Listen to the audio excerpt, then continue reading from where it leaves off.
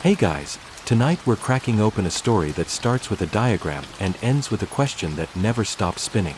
Literally. If you've ever tried to build something with spare clock parts, a shoelace, and too much confidence, this one's going to feel like déjà vu. And if not, well, tonight you're going to meet someone who claimed they actually did it.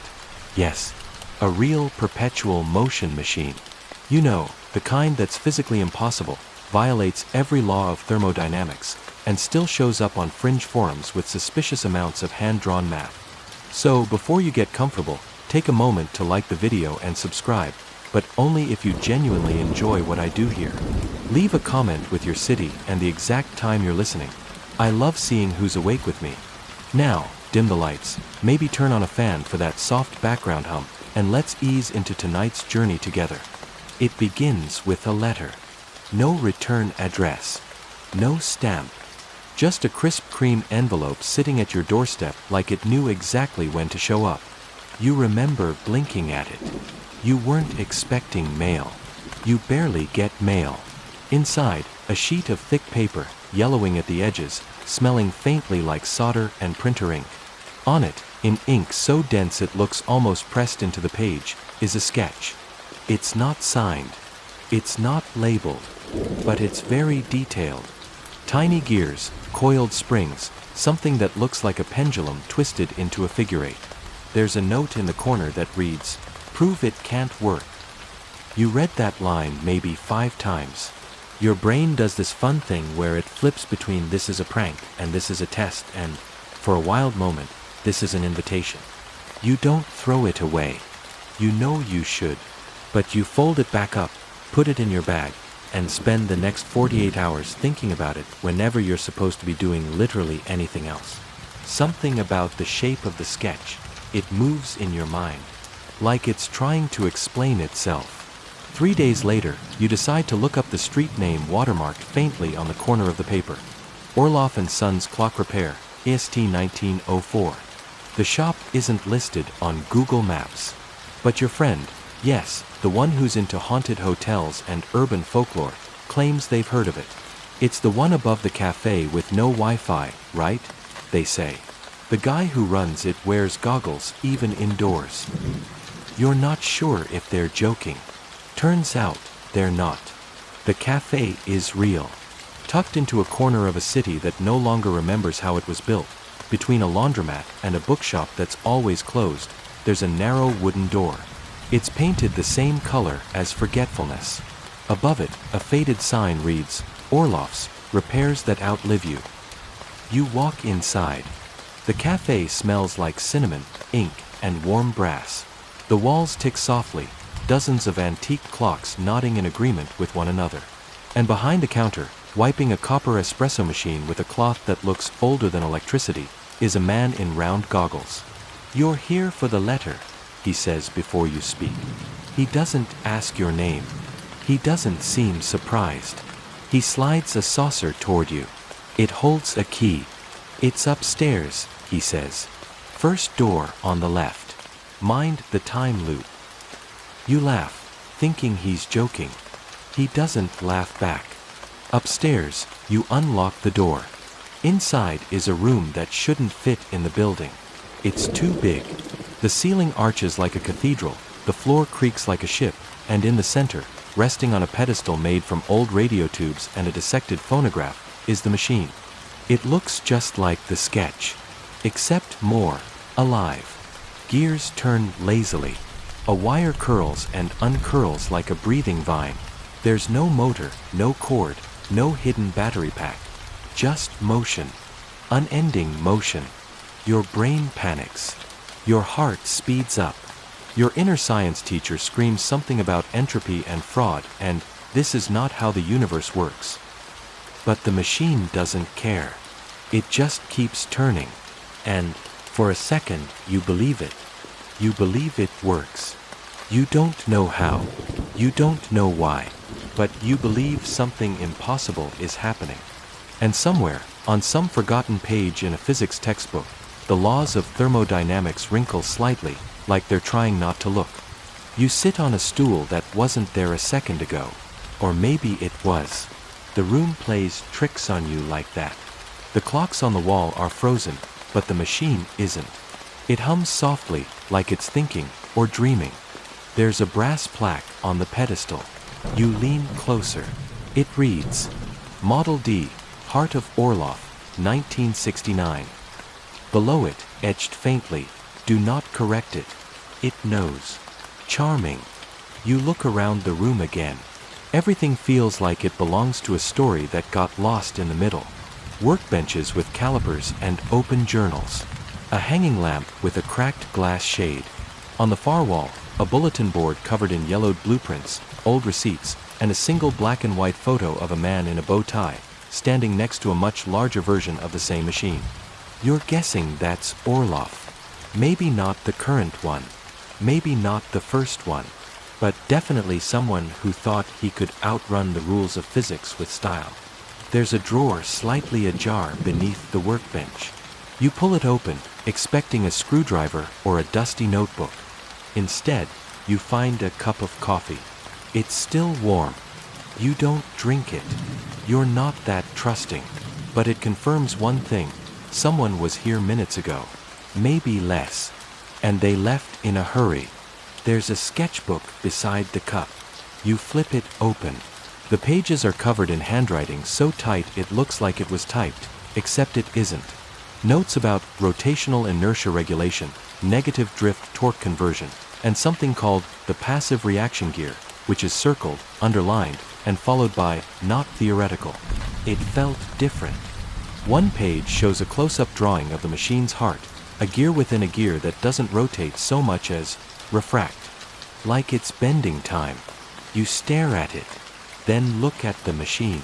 Same design, same impossible movement. That's when you realize the machine doesn't just move. It remembers movement. It mimics it. You touch the edge of the brass housing. It's warm. Not left in the sun warm. Alive for a long time warm. And as you do, a low chime echoes through the room, like a tuning fork struck in another dimension. You flinch. Behind you, the goggled man appears in the doorway. No footsteps. No creak. Just there. Model D is sensitive, he says. It doesn't like being ignored. You blink. Is it recording? He smiles. In a way.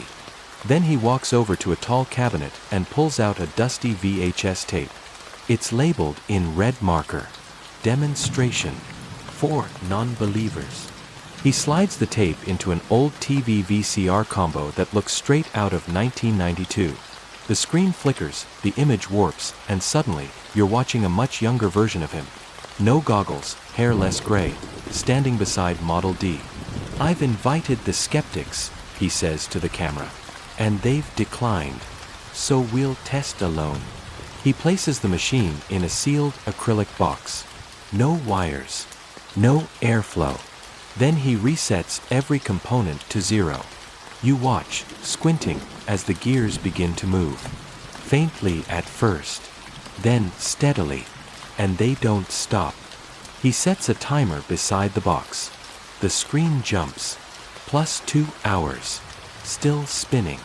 +16 hours. No change. +72 hours. Still going. You glance over at the real machine. Still humming. Still alive. The version on the screen looks identical. But something feels off. On the tape, the younger man leans in and whispers to the camera. The trick is, it's not generating energy. It's listening to the memory of motion. The echo of momentum. You laugh out loud. That's not a thing. He hears you. Even now. The older him turns toward you from the doorway. No, it's not. But the machine doesn't know that. You open your mouth to argue, but pause. Because here's the thing. Perpetual motion isn't just impossible. It's illegal in physics. Literally. The US Patent Office doesn't even review claims about it anymore. And yet, here you are, looking at something that's doing it. And no part of your brain knows how to make it stop. The goggled man, Orloff probably, leans against the wall and says quietly, every few years someone comes. They see it. They try to explain it. They leave. None of them ever come back. Why? You ask. Because they either go mad trying to debunk it, or they start building their own. You don't laugh this time. The machine clicks once. Just once. Like punctuation on a thought you haven't had yet. And somewhere, deep in a textbook you haven't opened since high school, a law of motion raises its hand and slowly walks out of the room. You lean against the table, heart steady but mind sprinting laps around itself. The machine is still clicking, soft and deliberate, like it's spelling something out in Morse code. One click at a time. You glance toward Orloff, yes, that's what we're calling him now, and he's holding what looks like a violin bow. Not a tool. A bow. You raise an eyebrow. He gestures toward the machine's central ring. Want to hear it sing? Okay, now he's just showing off. He draws the bow gently across one of the metal spokes. No pressure, just vibration, and the machine lets out a sound that makes your spine loosen and your teeth clench at the same time. It's not music. It's language. Like whale song had a baby with an analog modem. You don't know whether to cry or applaud. You lean in again. The gear within a gear turns. Backwards. You whisper, did it just reverse? Orloff nods like you just asked if clouds are soft. Why? Because it wanted to. That's not an answer. You hate how little it feels like fiction. He pulls a whiteboard from behind a curtain. It's covered in equations, some you recognize, most you definitely don't. But one is unmistakable. E equals mc I superscript 2. You stare. That's not Einstein's equation. No, he says calmly. That's mine. You raise a skeptical eyebrow so hard it nearly detaches. You invented imaginary energy? He shrugs. Why not? Physicists use imaginary numbers all the time. Why can't energy be imaginary too? You have no good rebuttal. And that's annoying. He continues, the thing is, this machine doesn't break physics.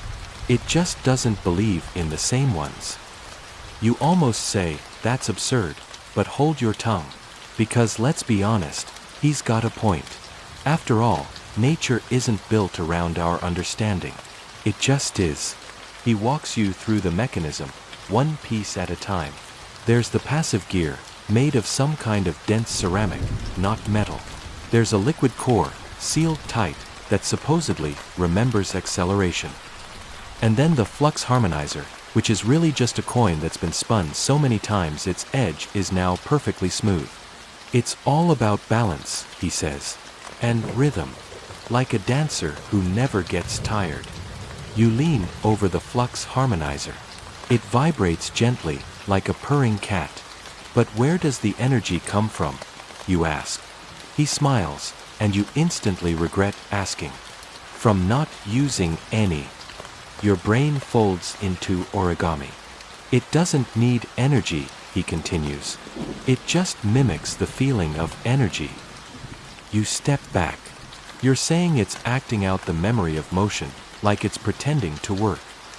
Exactly, he says, but in a very convincing way. You don't want to believe this. Because if he's right, this thing didn't just defy thermodynamics. It slipped out the back door of reality and left a sticky note saying, BRB. People have built machines like this before, you say, clinging to reason. They always get exposed. Yes, he nods, because they were fakes. Or they required hidden motors. Or they exploited friction tricks. You pause, and yours doesn't. He lifts his goggles. His eyes are sharp, tired, and unblinking. No, mine dreams. The machine clicks again. A gear releases a puff of air, even though you're fairly sure there's no air pump inside. You check the back. Nothing. No wires. No tubes. I once built a version that stopped working the second anyone looked at it, he adds, casually. Observer effect. Like quantum mechanics. Sort of. Except this one just gets shy. You want to laugh. Instead, you sit down. He opens a small wooden box and takes out a series of test logs, each dated, each showing how long various models have spun. One ran for 11 days straight. Another ran for 63 hours in an underground lab. And then there's one labeled Project Delta, which is still active, according to the record. But that was over a year ago, you say. He points up. It's above us. You freeze. There's another one. A much bigger one. You ask how big. He holds up his hands like a fisherman talking about a catch so large it bent time. And what happened to it? He lowers his hands. No one's seen it since it reached the edge of town. That's when it hits you. Not the absurdity. Not the possibility. The loneliness of the machine. If it really does keep moving forever, it might still be turning. Out there, alone, unobserved, misunderstood. A perfect, forgotten lie running on the momentum of belief. Why tell me this? You ask. Because it's still listening. And sometimes, it talks back. You glance at the machine. Its hum has deepened. And for a moment, just one, your own heartbeat syncs with its rhythm. And you wonder, what happens to a lie that no one can disprove? You don't sleep that night. Not because of fear, but because your thoughts feel too wound up, like the very gears you've just spent hours watching. You lie on your back, in the guest room Orloff insisted you use.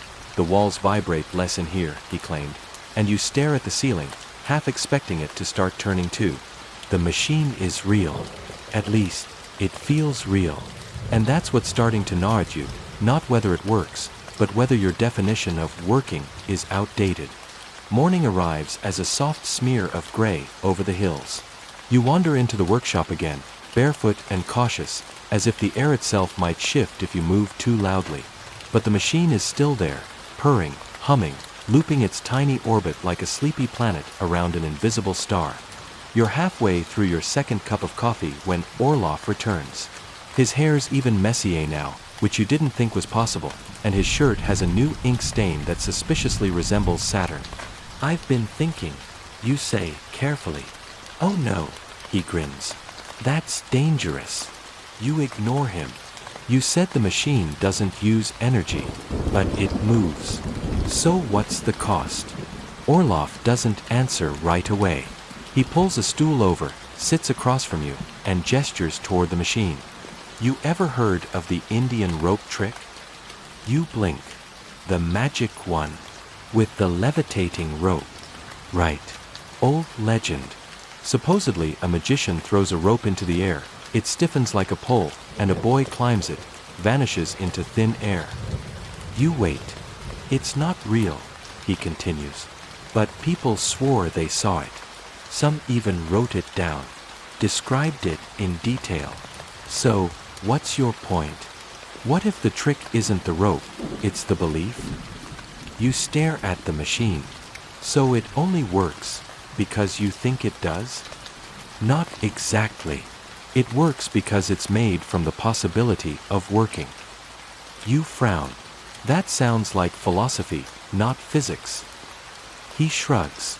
If philosophy was a bit better at math, it'd be physics. You consider that. You ask to touch the machine. He hesitates, just for a moment, but then nods. You rest your fingertips against the outer rim.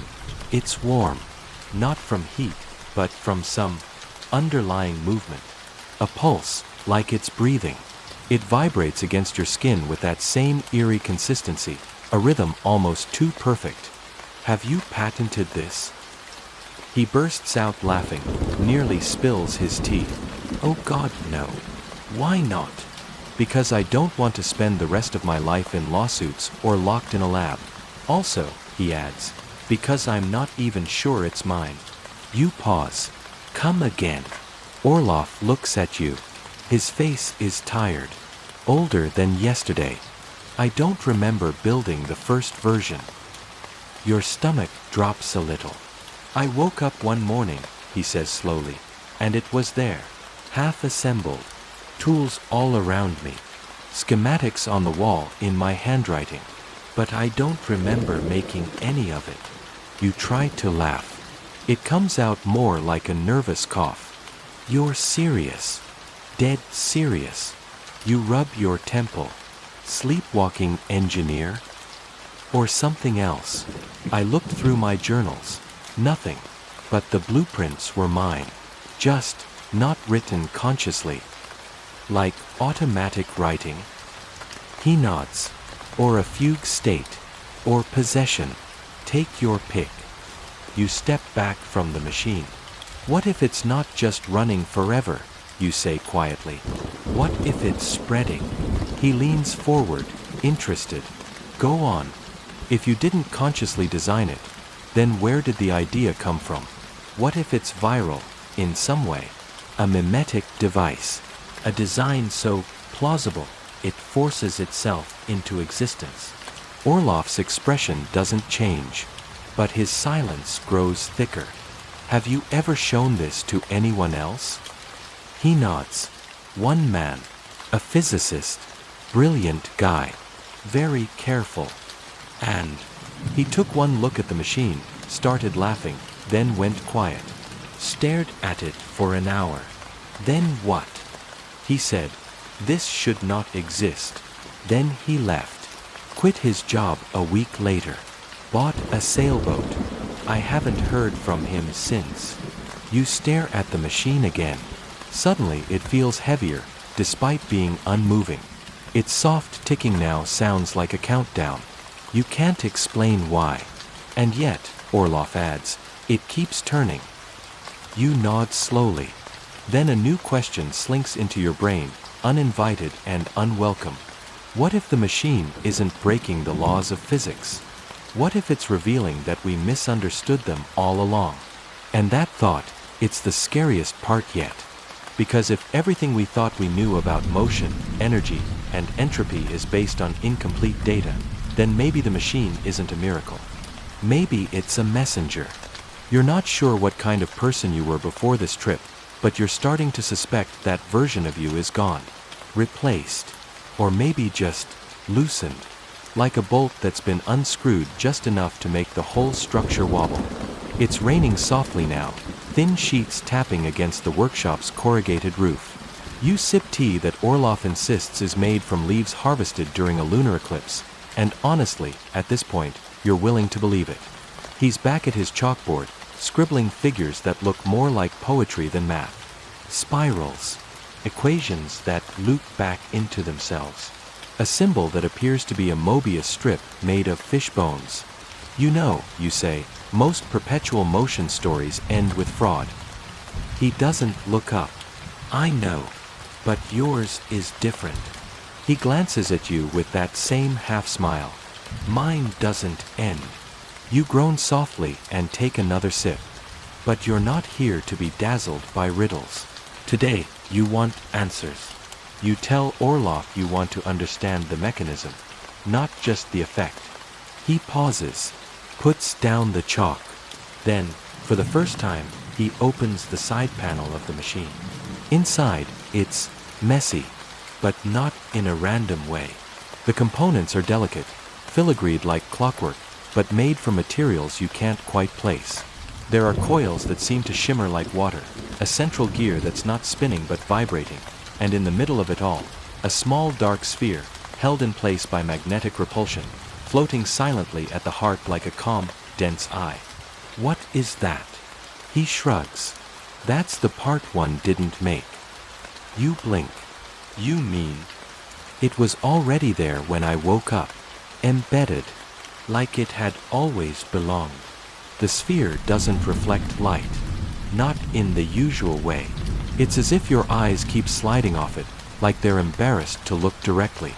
You reach out, just barely, but Orloff places a hand on your wrist. Don't, he says. It knows when it's touched. You wait for him to clarify. He doesn't. Instead, he starts talking about inversion points, theoretical events where systems reverse entropy flow. In lay terms, he's describing a condition where things get less chaotic on their own. It shouldn't be possible, of course. But then again, neither should this machine. And that's when he says something you can't stop thinking about. You know how sound cancels itself out? Two waves of opposite phase meet, and boom, silence. You nod. What if energy could do the same? Not just cancel, cycle, reloop, like an echo that folds back into itself. You try to follow, but the math slips past like soap in water. Still, you understand the metaphor. The machine isn't generating energy, it's folding it, recapturing tiny losses through some invisible hinge in reality. And the sphere, the anchor, he says, that's what I call it, because everything seems to pivot around it. There's a silence between you, thick enough to be its own object. You ask, finally, what happens if the machine stops? I don't know, he says. It hasn't stopped. Not once. He shakes his head. Not even during a blackout. He smiles. It powered the house during the last one. You lean back. For a moment, you feel very small. As if something vast has just brushed against the edge of your life and chosen, mercifully, not to knock it over. And then he says the thing that sends a chill down your spine. Sometimes I wonder, he murmurs, if it's not trying to run forever. Maybe it's just waiting for something. You stare at him. What would a machine wait for? He doesn't answer. Instead, he tells you to step outside for some air. You do. And that's when you realize something strange. It's quiet. Not the kind of quiet that comes from peace, but the kind that follows a question you didn't know you asked. You look up. The clouds are moving in a spiral. Not a storm spiral. Just a very slow, very deliberate curl. You go back inside and ask Orloff if he noticed. He looks at you for a long moment, then says, "The machine changed the air pressure around here." You frown. How much? About 0.12%. That's not a lot. No, he says. But it's enough to make birds avoid this valley. Haven't seen one land here in months. That's the moment you begin to feel it. The machine isn't a hoax. It's a horizon. And something on the other side has just started looking back. The next morning, you wake up earlier than usual. There's a strange sensation that clings to your skin, like static from a forgotten dream. You half expect the machine to be humming in your ear, but it's not. The house is quiet. The kind of quiet that makes your own heartbeat sound impolite. You find Orloff outside, barefoot, holding a compass. It spins lazily in his hand. No north, just indecision. "Good morning," he says, without looking up. "Did you sleep?" You did, but only technically. You ask about the compass. "It used to work fine," he says. "Now it has opinions." You glance at the trees. They're leaning slightly, just enough to notice once you've been staring too long. Back inside, the machine is still going. Still precise, still soundless. You try to tell yourself it's just gears and metal. But there's a smell in the air, like ozone and lavender. It's not unpleasant, but it feels out of place. Like the room is preparing for something it hasn't told you about. Orloff finally agrees to walk you through the blueprints, or what counts as blueprints. He unrolls a long, brittle sheet covered in notations that are half equations and half personal confessions. In the margins, torque stabilizes under sleep cycle conditions. Structure resists Earth's orbital jitter. Why? Asked it if it was lonely. Felt ridiculous. Still waiting. You ask again where the plans came from. "I dreamed them," he says, but not in the usual way. He explains that during a period of fever, brought on by pneumonia and an experimental mushroom tincture he refuses to discuss further, he experienced a recurring dream of a tower suspended in an infinite loop, where gravity bent sideways and water flowed backward. "There was a room," he says, "at the top, full of clocks, all showing different types of time. Not just hours, but seasons, lifespans, ideas. You don't interrupt. You're too caught up in the mental image of a room that measures thoughts in ticks and talks. Orloff continues, "One clock had no hands at all. Just a slow pulse. That's the one that made the sphere." He says this with complete confidence, as if describing the steps to make a sandwich. You finally ask the question that's been bugging you since you arrived. What makes you think this is a perpetual motion machine? What if it's just really efficient? He looks at you, deadpan. "I've turned off every input. Battery, grid, solar. I've run it in a sealed, insulated environment for 180 days. No measurable loss." You hesitate. And the sphere? Still cold to the touch. Still levitating. You reach into your bag and pull out your notebook. It's time to write everything down. Not because you want to report it, but because you're afraid you'll forget. Not just the facts, something deeper. Like you're slowly becoming part of a pattern you can't see from the inside. Later, you sit alone with the machine. You notice how it seems to breathe. Not mechanically, but rhythmically. It's like watching a sleeping animal that knows you're in the room but has chosen not to care. There's a ripple in the air, a moment where light bends. A glass bottle on the table vibrates slightly, then stops. You ask Orloff about it, and he sighs. "That happens sometimes. I think it's adjusting for local fluctuations." "Of what?" He shrugs. "Reality." You blink. "That's not a scientific answer. It's the only one I've got." That night, you lie in bed, eyes wide open, counting the seconds between each creak in the walls. The machine doesn't make noise, but it's still there. You can feel it. Like a pressure in your ears before a storm. Like your sense of time has grown a blister you're not allowed to touch. At some point, you fall asleep. And when you dream, the clocks are waiting. The morning sun filters through the attic window like diluted honey, but time feels slippery. You check your watch. It says 7:12. The wall clock says 8:19. Your phone's out of battery again, even though you swear it was full last night. You pad down the hallway, and Orloff is already in the machine room. Well, his machine room. You're beginning to feel like it's starting to become yours, too. In that weird way a friend's home starts smelling familiar after just a few days. He's scribbling equations on the back of a cereal box, muttering something about inverse harmonics and entropic drift. You ask what's on his mind. He replies, "The gear that remembers."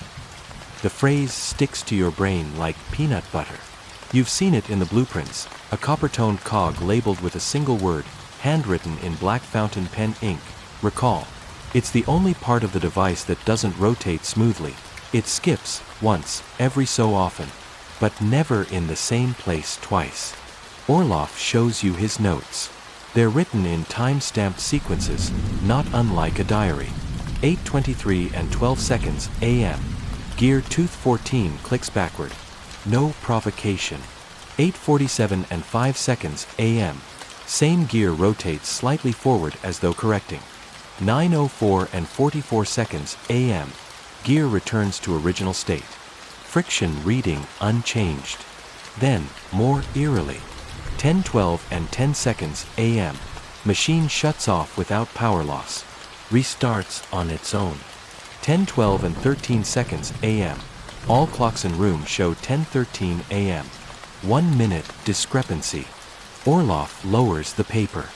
"I think," he says slowly, "it's rehearsing." You blink. Rehearsing what? He shrugs. Events. The room feels colder. Later that day, you try an experiment. You stand alone in the room with the machine, and gently place your finger on the gear marked recall. It's smooth, warm. But the moment you touch it, a memory pops into your head, your childhood bedroom, exactly as it looked the night before your 9th birthday. The flickering night light. The smell of new bedsheets. The crinkle of wrapping paper you weren't supposed to see. You pull your hand back. You try again. This time, your high school physics teacher's voice, quoting Newton's third law with a Scottish accent, fills your ears. You do not tell Orloff. That evening, you notice something else. The gear has shifted, slightly, but only when you're not looking. You try to film it. The footage is inconclusive. The time code shows a flicker. Your camera app freezes twice. And then the kicker, your notes disappear. You swear you left them on the desk, under the bottle of ginger tea. But now there's only a single page, blank except for one new line. You already wrote this down. You stare at it for several minutes before quietly folding the page and slipping it into your pocket. You're not scared. Not yet. But you are curious. Later, Orloff tells you that he first noticed the gear's behavior after a lightning storm. The machine wasn't even on. The building had lost power. But when he entered the room the next morning, the gear had moved, and not just once. It had etched a spiral into the dust around it. Perfect. Deliberate. Some scientists think memory isn't stored just in brains, he says. They think objects can retain echoes of interaction, like water remembering the shape of the glass. You nod slowly, your eyes locked on the gear. It doesn't move, but you feel like it's aware that you're watching. Later, you dream of the gear again. Only this time, it's massive, taller than a house, and it turns just once every century. When it does, the sky ripples like fabric, and you wake up wondering whether the machine remembers that dream, too. There's a smell today, one you can't quite place. It's like warm ozone and dried lavender, the kind of scent you associate with photocopiers that have worked too hard, or maybe an old radio warming up after decades of sleep. You follow it back into the machine room, and for the first time, you notice that the contraption isn't just sitting there anymore. It's breathing. You swear you can see the faintest rhythm in its core. An inhale, then a low thrum, then nothing, then again. The pulse matches your own heartbeat, but offset, just enough to make your chest feel confused. You mention it to Orloff. He gives you that, "Oh, you noticed. Look." He walks over and places one hand gently on the outer frame. She's stabilizing. She prefers the machine, but yeah, we're on polite terms now. You roll your eyes but secretly agree, it does feel like a presence. Not a person, not exactly, but maybe something between a wind chime and a very clever cat. He opens one of the panels and invites you to look inside. You're expecting more gears, maybe some vintage wiring. But inside, it's almost empty. A few coils, a stone weight, something that looks suspiciously like a hummingbird skull suspended in resin. You ask what the core power source is. Orloff shrugs. That's the thing. It's not pulling measurable energy from anywhere. Not heat, not magnetics, not even piezoelectric response. But it's doing work. You watch as a small lever inside resets itself. No motor, no spring. It just moves. This part of the machine was designed to balance, he says. It's like an old scale. When the environment shifts, the machine compensates. Always seeks equilibrium. You step back and listen. The hum is lower now, more resonant. The air around the machine feels denser, like the humidity just rose by 3%, but only in that corner of the room. And then, without warning, your phone lights up. It shouldn't. It's been dead for 2 days. But there it is, screen glowing, battery at 37%, and a single new notification. System restore complete, 8:41 p.m. The time is currently 7:54. You show Orloff. He nods, almost impressed. It's predicting. That means we're getting close. To what? He doesn't answer. You try to leave the room, but something holds you back, not physically, but emotionally, like leaving in the middle of a song. You turn back and look at the machine, and it's still, silent, watching. Later, while making tea, you notice something even stranger. The spoon in your mug is spinning, slowly, clockwise. You didn't stir it. When you pull it out, the tea has settled in perfect concentric rings, like ripple patterns on a still pond. You test it again. Same result. Even with no stirring, no vibration, the machine, in the other room, hums again. Once. The next morning, Orloff has a theory. Or a metaphor. You're not sure which. Think of it like a lung, he says. But instead of exchanging air and blood, it balances energy and time. Not just one moment flowing into the next, but time adjusting to stay still. You raise a brow. So it's trying not to move through time? He considers that. Maybe. Or maybe it just doesn't need to. You both fall silent. Then he adds, almost as an afterthought, there's a term in theoretical mechanics, zero net displacement over infinite oscillation. If you could pull it off, you'd have motion without energy input.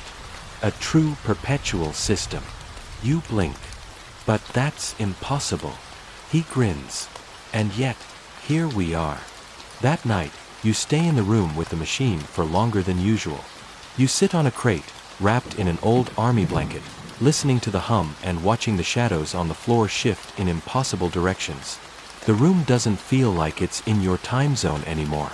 And just before you drift off, you swear the machine exhales, and for a split second, the walls bend inwards. You don't scream. You just smile and whisper, "Good night."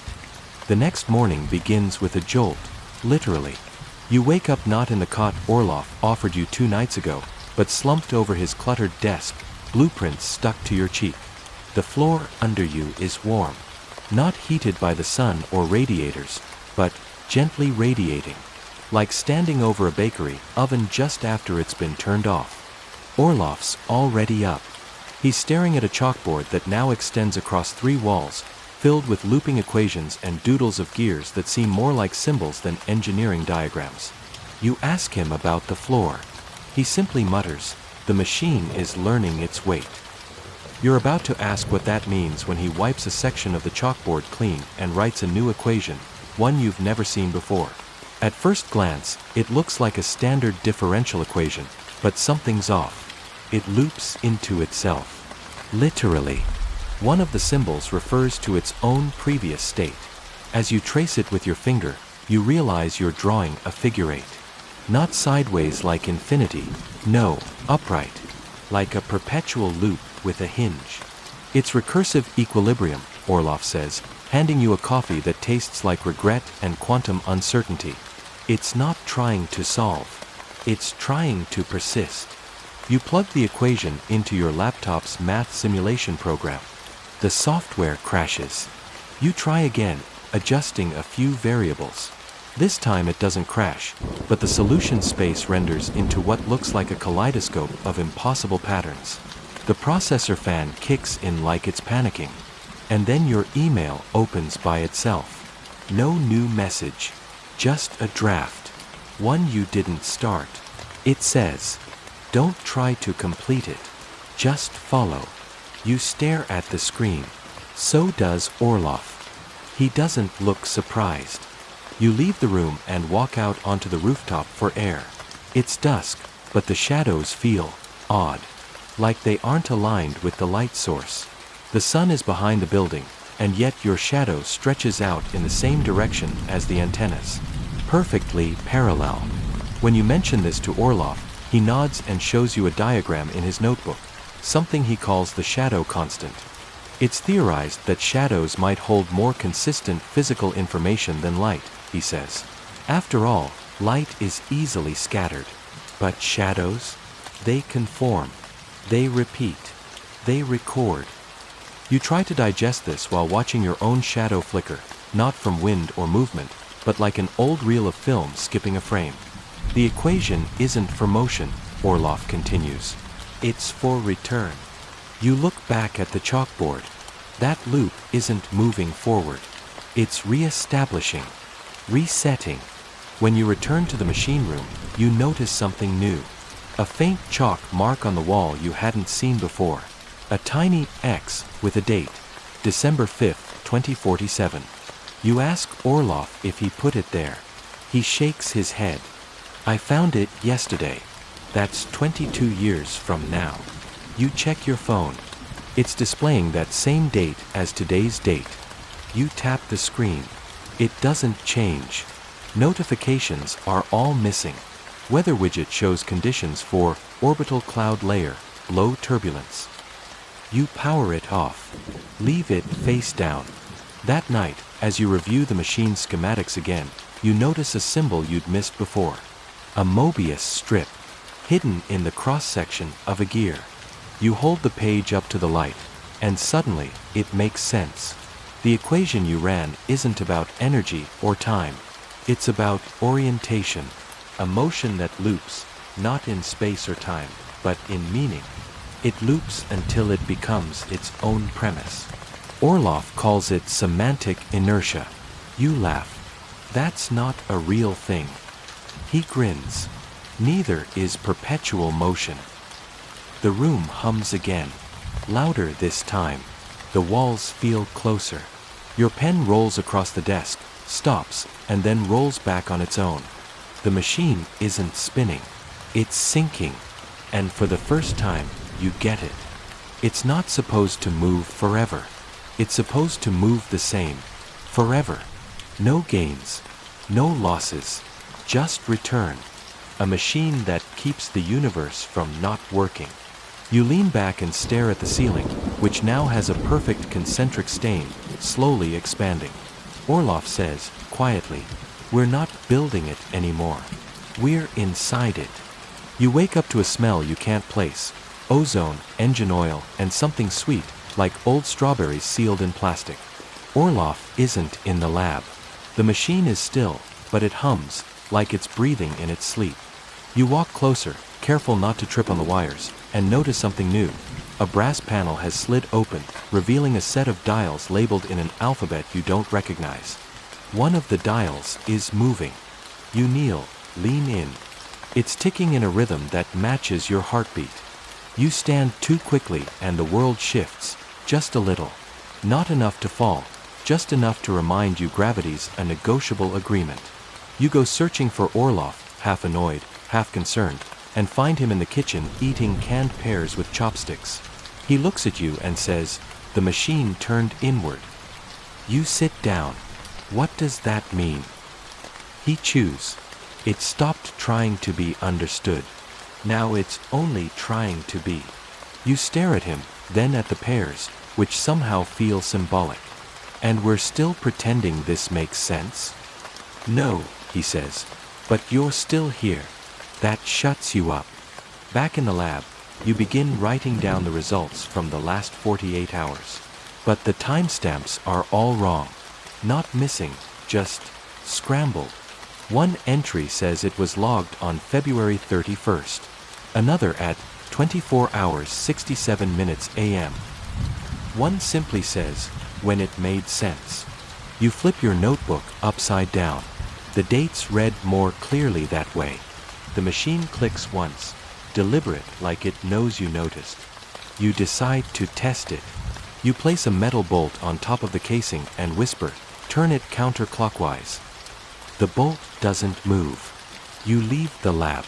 Count to 7. Return. The bolt is gone. You find it later in your coat pocket. You didn't put it there. And then it escalates. Not dangerously, just weirdly.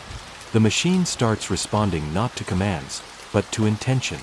You think about needing a pen, and 5 minutes later, a brand new one rolls out from under the radiator. You hum a tune you don't recognize, and Orloff joins in on the second verse, like it's a lullaby he forgot he knew. The machine isn't solving problems. It's anticipating moods. You test it with a simple question scrawled on a whiteboard. Do you understand me?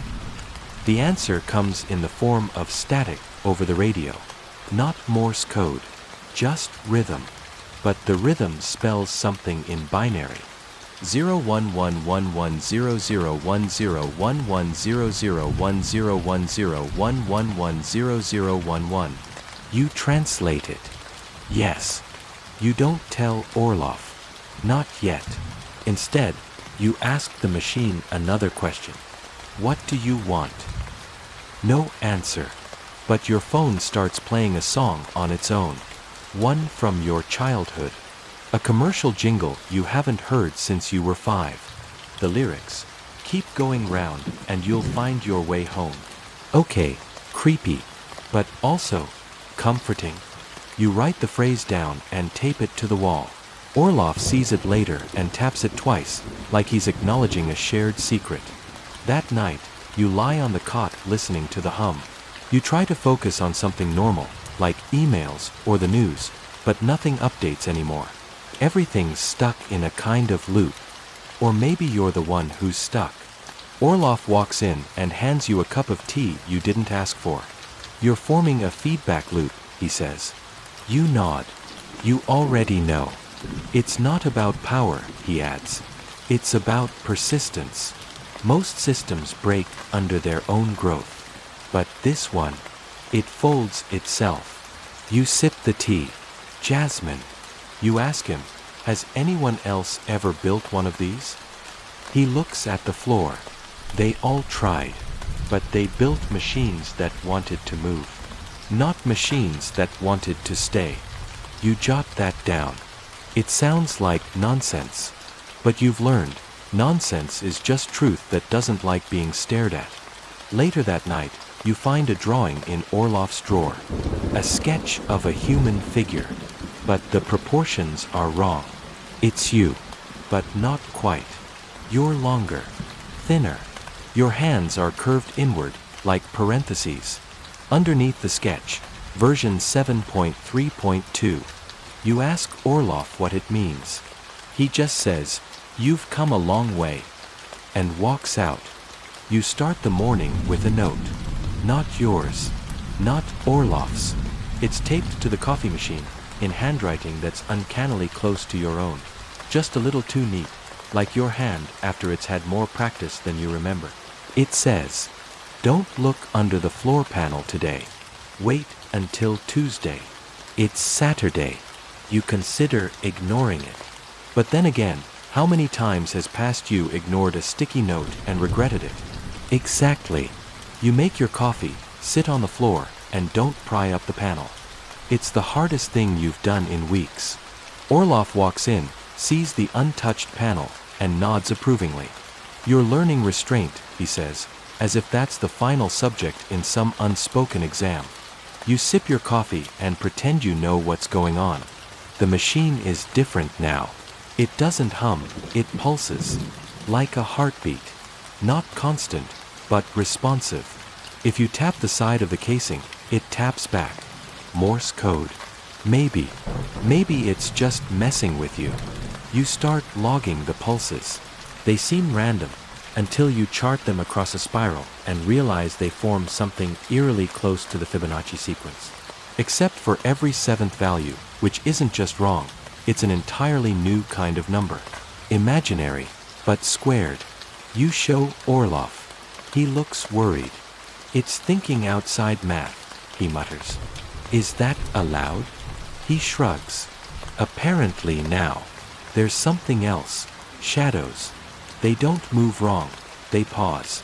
Like they're waiting for you to look away before continuing. One afternoon, your own reflection in the window blinks a second too late. You laugh it off. You sleep with the lights on. The dreams begin.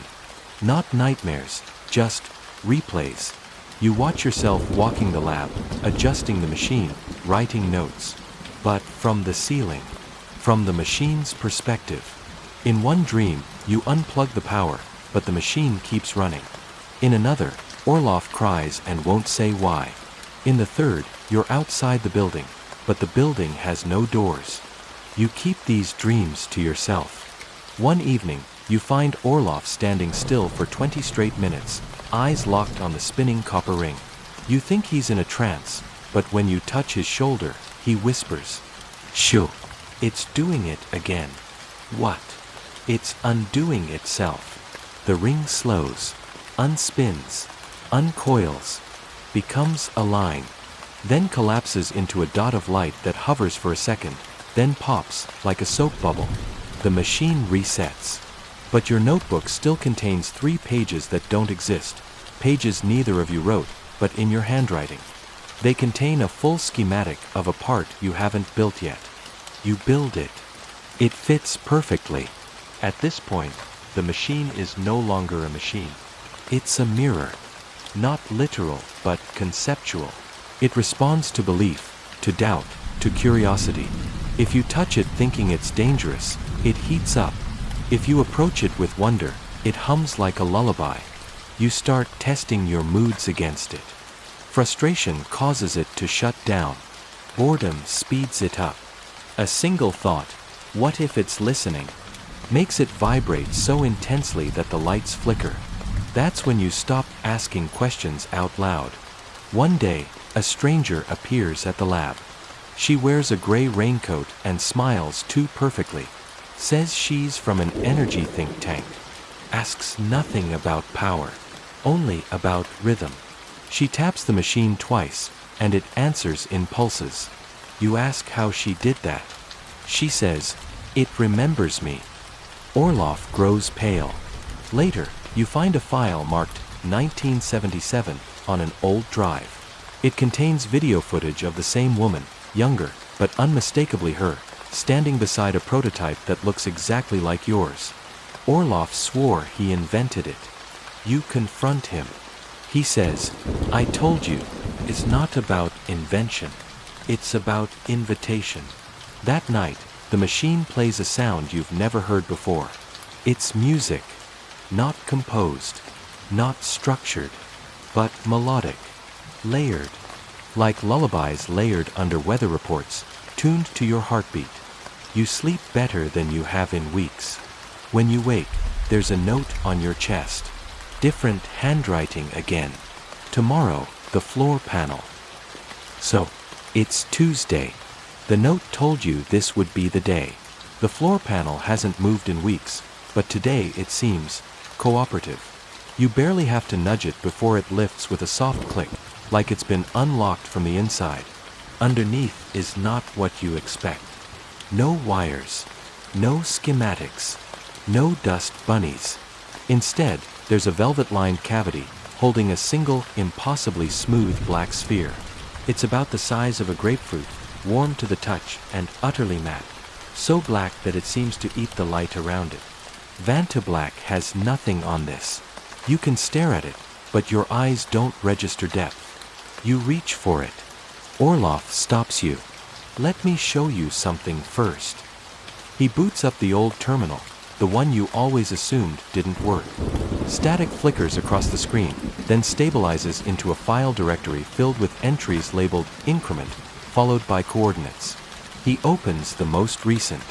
It's a live video feed of you holding the black sphere. Except, you haven't touched it yet. You see, Orloff whispers. It's running predictive overlays now, based on, well, that's the problem. We don't know what it's basing them on. The feed flickers. In the next frame, you're gone. Just an empty room and the sphere, pulsing slowly. You close the terminal. You touch the sphere. It's lighter than it should be. Lighter than foam, but denser than air. You lift it, half expecting some sci-fi music cue to start playing. Nothing.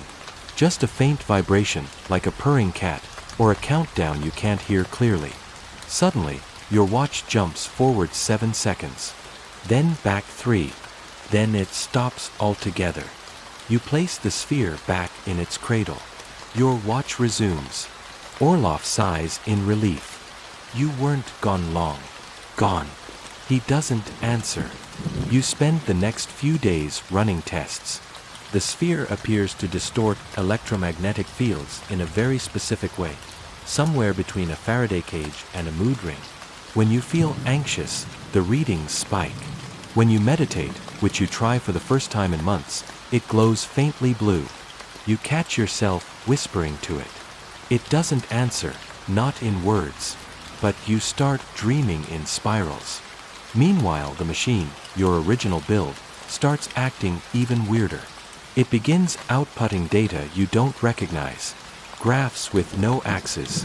Equations with symbols that look handwritten but change when you blink. At one point, a line of code appears across the screen. You are not first. You call Orloff. He doesn't pick up. You find him the next day asleep in the observation booth. Not resting, collapsed. You shake him awake. He looks at you with wide, terrified eyes. "I saw it," he whispers. "It opened." You check the machine's logs.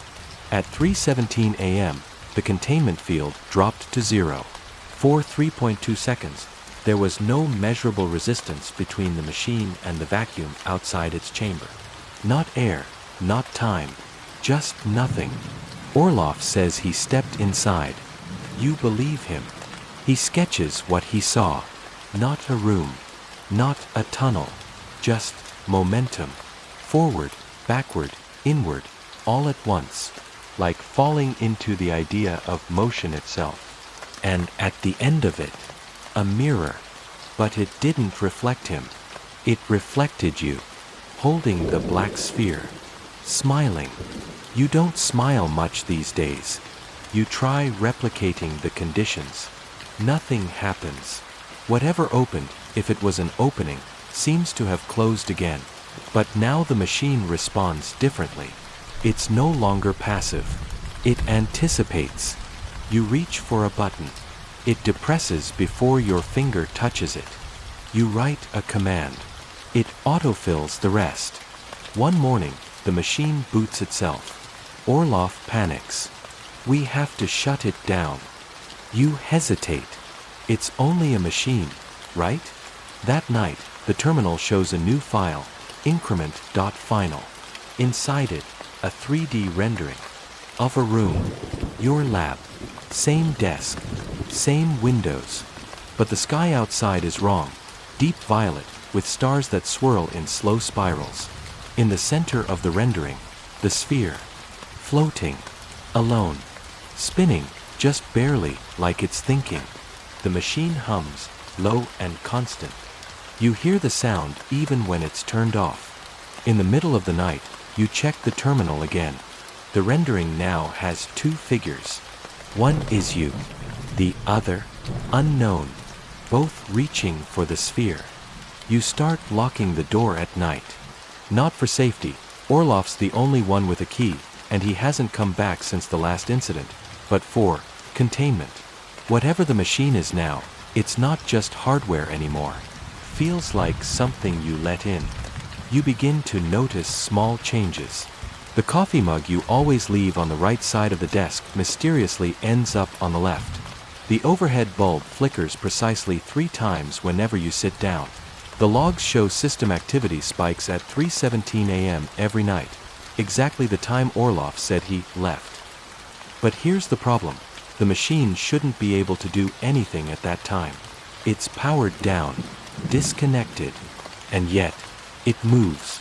The internal gyros spin when they shouldn't. The thermal sensors activate.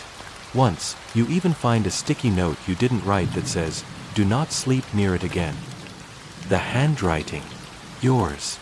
You start checking the camera footage, but there are gaps. Not long, just 2 to 3 seconds, but enough. You sit through hours of nothingness, then suddenly, you're 2 feet to the left. Or your jacket's gone. Or the sphere is no longer on its pedestal, only to return a few frames later, almost like it wandered off. That's when the letters start arriving. No stamp, no return address, but they're postmarked from cities you've never been to, and some that don't exist. One envelope simply says, Onalta. You Google it. Nothing. You check old maps. Still nothing. Inside are diagrams, like blueprints but organic. Spiraling machine parts that seem almost grown. You bring one to a physicist you vaguely know through a friend. She stares at it for a long time, then says, "You shouldn't have shown me this." She leaves.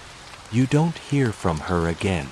The diagrams match aspects of your machine, but there are components you've never seen. One looks like a Mobius strip crossed with a watch mechanism, constantly folding into itself. And the weirdest thing, your machine has started growing them. Not overnight, not obviously, but little changes appear. A coil that wasn't there before. A new weld on the frame, though you haven't soldered anything in weeks. It's evolving. Self-repairing was one thing. Self-upgrading? You try removing a piece, one of the new ones. The next morning, it's back. Cleaner, more refined. You place a thermometer inside the core. The temperature reads constant, until you ask it a question out loud. Are you conscious? The thermometer jumps 2 degrees Celsius. You try again. Do you know who I am? The monitor flickers. A line of symbols scrolls past.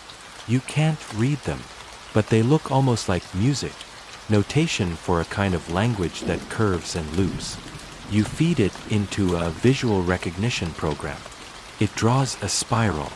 No beginning, no end, just one long, unbroken path. You recognize it. The same spiral on the strange letter, and the same one carved into the underside of the black sphere. You flip the sphere again. This time, you see something else. A seam, almost imperceptible. You press on it. The sphere clicks open. Inside is not a mechanism, not a power source. It's paper, just one, folded into 12 precise sections. You unfold it. It's a letter, in your handwriting. Whatever you do, don't build the second one. The rest is blank. You start writing down everything. Logs, notes, thoughts, nightmares. You keep them hidden, tucked into a compartment behind your radiator. Until one night, you find them, rewritten. Not in your handwriting this time. Same language. But someone, something, has annotated them. Corrections, suggestions.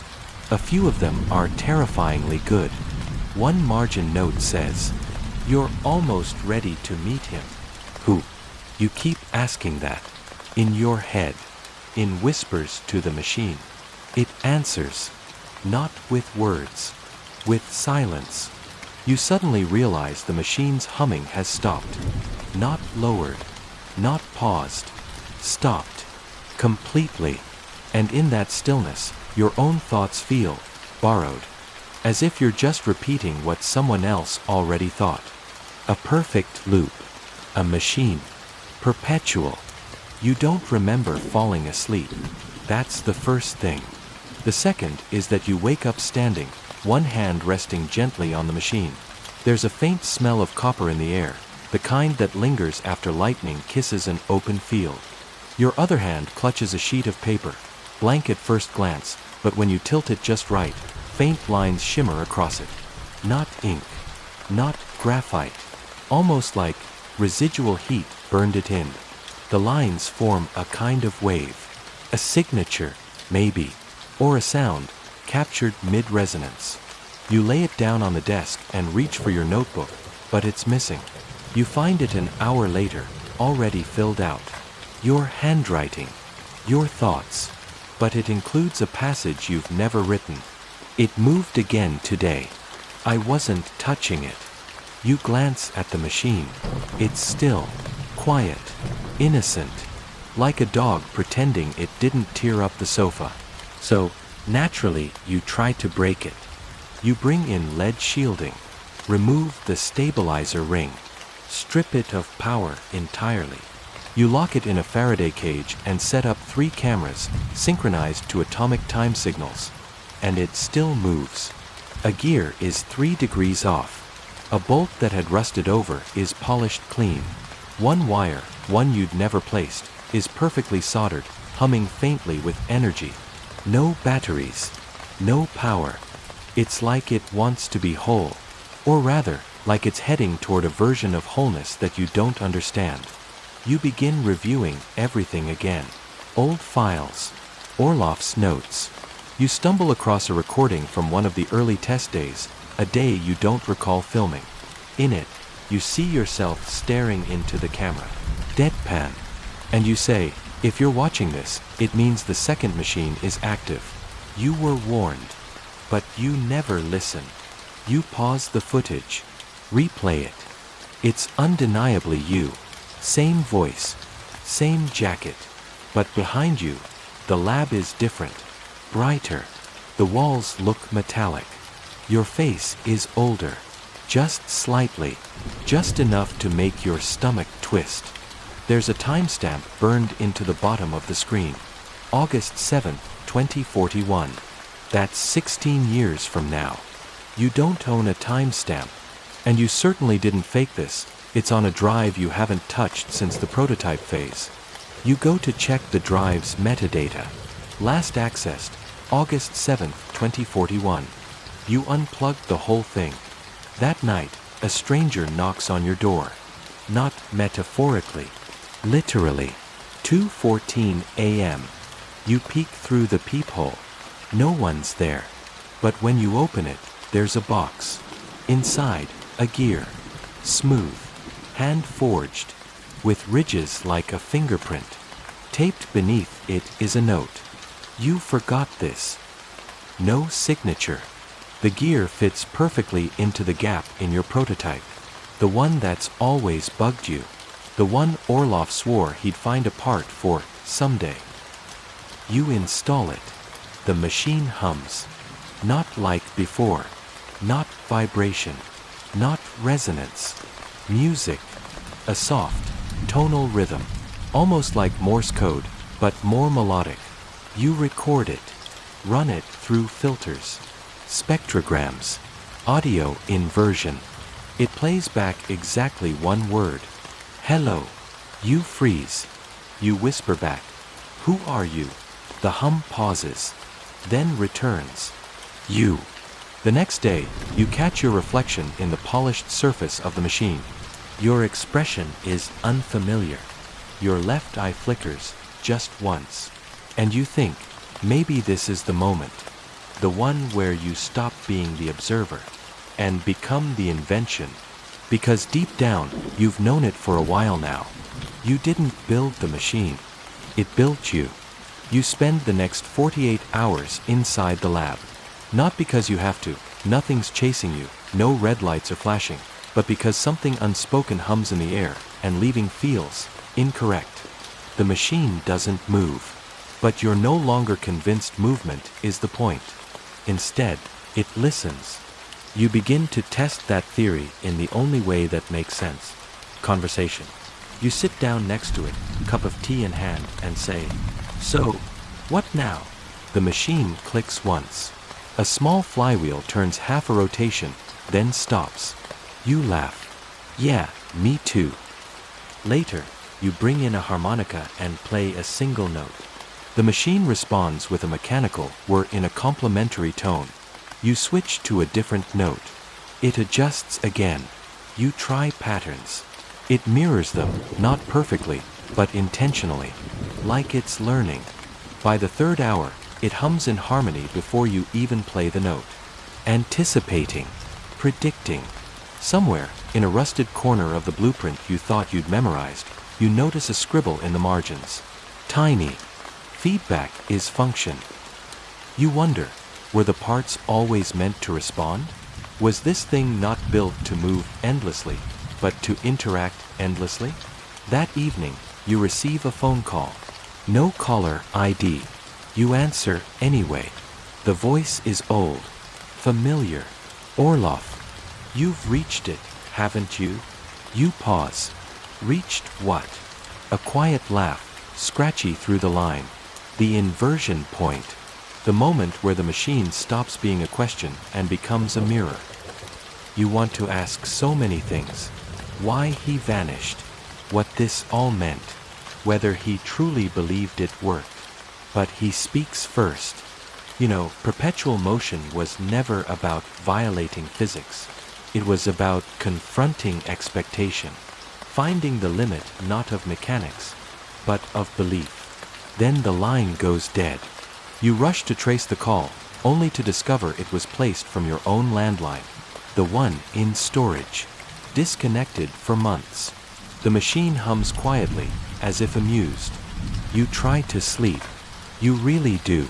But your dreams are full of blueprints, shifting, breathing, rearranging themselves in fractal patterns that loop and twist and bloom into impossible geometries. You wake up with your pillow soaked and your fingers twitching in time with an invisible cadence. That's when you notice your watch. Stopped. Not just still. Frozen. Not at 0, but at 3 hours 17 minutes and 43 seconds. You grabbed the lab log. Every test that showed an anomaly, every click, spark, magnetic shift, occurred at the same timestamp. 3 hours 17 minutes and 43 seconds. You think about it for a while. Stare at the numbers. Then you realize something both silly and absurdly profound. It's not a time. It's a signature. A call sign. A frequency. Maybe even a name. And all this time, the machine hasn't been trying to move. It's been trying to connect. You set up an analog transmitter, old school style. Vacuum tubes, hand wound coils, everything. At 3 hours 17 minutes and 43 seconds the next day, you activate it, sending a single tone back into the machine. It whirs once.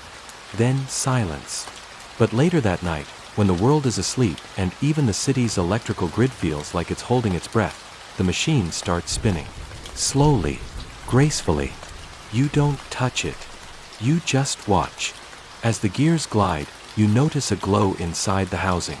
Not light exactly, more like warmth, recognition, a kind of memory. And in that moment, you feel seen. Not in a grand cosmic way. Not in a "you're the chosen one" movie sort of way. Just, gently, precisely, as if your existence fits, finally, into a much larger and stranger loop. You remember what Orloff said, the machine doesn't give energy. It reveals where we've hidden it. And now, you understand. Because the true power source wasn't gravity, or magnetism, or frictionless bearings. It was you. The intention. The curiosity. The ridiculous, stubborn belief that something impossible might still be true if you just kept turning the crank. In the end, maybe that's what perpetual motion really is. A question you never stop asking. A gear you never stop turning. A story that always hums back, "Yes, I'm listening." The machine has long since quieted. Its hum no longer fills the room, yet something softer remains, a presence, like the warmth left behind after someone you love stands up from the couch. You close the notebook. Your hands don't tremble anymore. There's a peace to it now, the kind that doesn't need to prove anything. You finally understand why the diagrams never made sense until you stopped trying to make them work. It was never about the spinning. It was about the staying. And now, as your thoughts slow down and your breath deepens, you feel the pulse of your own body in perfect rhythm with a world that has always been quietly rotating, not for fuel, not for profit, but for the sake of movement itself. You don't need to chase anything tonight. No more theories. No more paradoxes.